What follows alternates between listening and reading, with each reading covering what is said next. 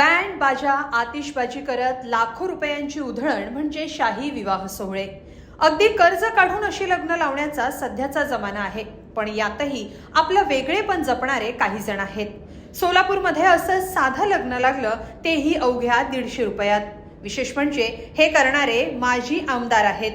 सोलापूरमधल्या या लग्नाची चर्चा का होतीये, वरवधू या साध्या सोहळ्याबाबत काय म्हणाले, सविस्तर पाहूया या व्हिडिओतून.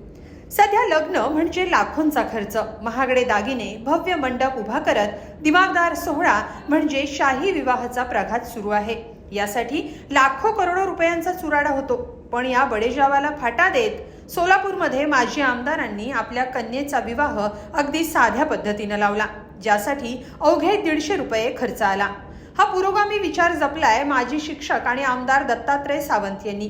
त्यांची मुलगी सुषमा हिचा विवाह शुभम शिंदे या तरुणासोबत पार पडला.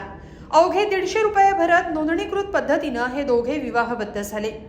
शुभम शिंदे हा पाणी पुरवठा विभागात शासकीय अभियंता म्हणून कार्यरत आहे, तर सुषमानं पुण्याच्या भारती विद्यापीठमधून MSc इन ह्युमन अॅनाटॉमीचं शिक्षण पूर्ण केलंय. दोघेही नवविवाहित वधूवर उच्च शिक्षित आहेत. सोलापुरातल्या जिल्हा विवाह नोंदणी कार्यालयात या दोघांचा विवाह अगदी साध्या पद्धतीनं पार पडला. या सोहळ्याला दोन्ही परिवारातील निवडक नातेवाईक आणि मित्र उपस्थित होते. पण हा निर्णय या दाम्पत्यानं का घेतला, याबाबत माजी आमदार दत्तात्रय सावंत यांनी काय सांगितलं, ऐकूया. खर्चाचा आपण जर पाहिला आकडा तर तो किती छोटं लग्न करायचंय म्हटलं तर ते लाखातच जातंय. आणि माझ्यासारख्या माणसाला तर असणारा प्रचंड गोतावळा आहे की जो माझा शिक्षक वर्ग, तो शिक्षक वर्गांना एकत्रित करून मला एखादा हा लग्नाचा विधी जर करायचा म्हटलं तरी 5-25 लाखापर्यंत मी सहज तिथपर्यंत जाणंच मला आहे. पण ते मला त्याच्यापासून सुद्धा परावृत्त ठेवलंय. खात्रीनं त्यांनी जो संकल्प केलाय तो माझ्या मनातला विचार आहे आणि तो विचार संकल्पामध्ये त्यांनी बदलला आहे.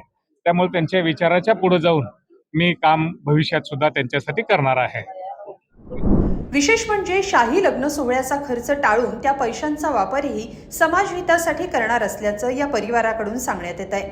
जर हे लग्न शाही पद्धतीनं केलं असतं तर साधारणपणे 25 ते 30 लाख रुपये खर्च झाले असते.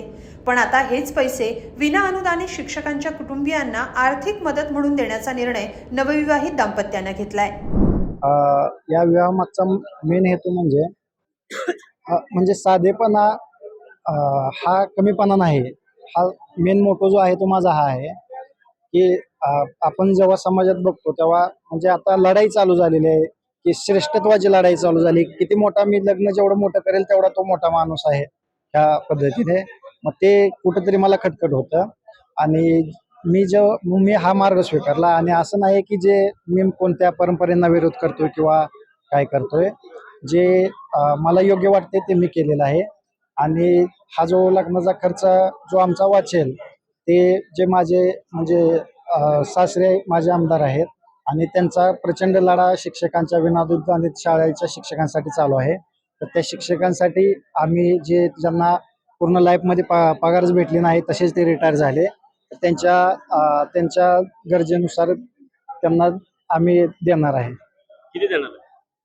तरी असं फिक्स आम्ही व्हॅल्यू काढलेली नव्हती, तरी पण ते लाखामध्ये असेल.